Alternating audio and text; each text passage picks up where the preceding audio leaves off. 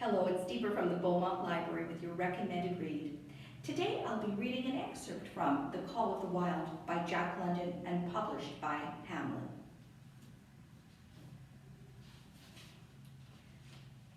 Buck did not read the papers, or he would have known that trouble was brewing not alone for himself, but for every tidewater dog, strong of muscle and with warm long hair from Puget Sound to San Diego. Because men, groping in the Arctic darkness, had found a yellow metal, and because steamship and transportation companies were booming the find, thousands of men were rushing into the Northland.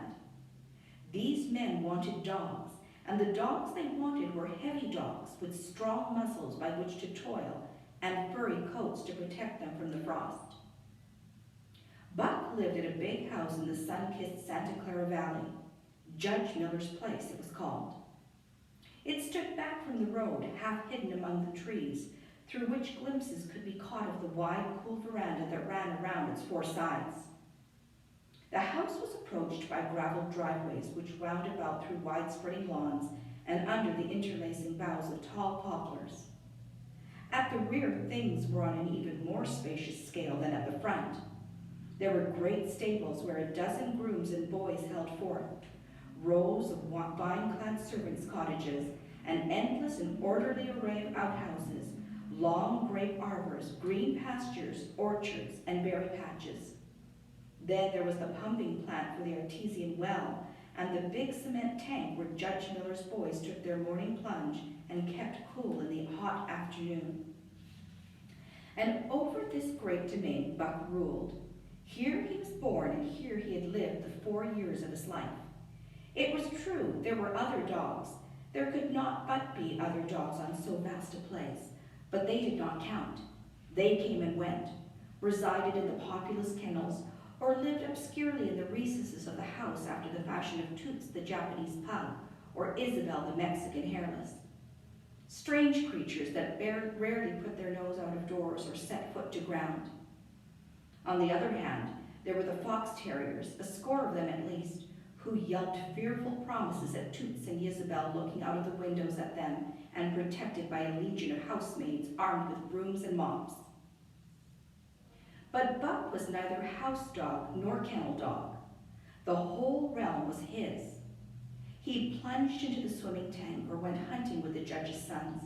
He escorted Molly and Alice, the judge's daughters, on a long twilight or early morning rambles. On wintry nights, he lay at the judge's feet before the roaring library fire. He carried the judge's grandsons on his back or rolled them in the grass and guarded their footsteps through the wild adventures down to the fountain in the stable yard, or even beyond where the paddocks were and the berry patches. Among the terriers he stalked imperiously, and Toots and Isabel he utterly ignored, for he was king over all the creeping, crawling, flying things of Judge Miller's Place, humans included. His father, Elmo, a huge St. Bernard, had been the judge's inseparable companion, and Buck did fair to follow in the way of his father. He was not so large. He weighed only 140 pounds, for his mother, Shep, had been a Scotch shepherd dog.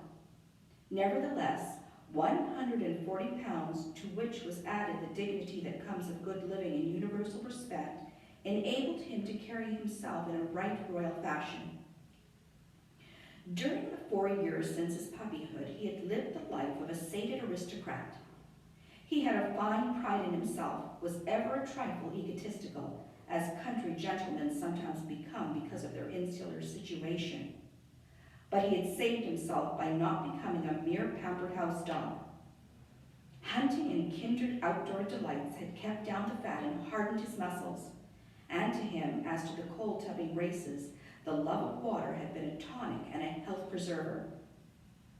And this was the manner of Dog Buck in the fall of 1897, when the Klondike strike dragged men from all the world into the frozen north.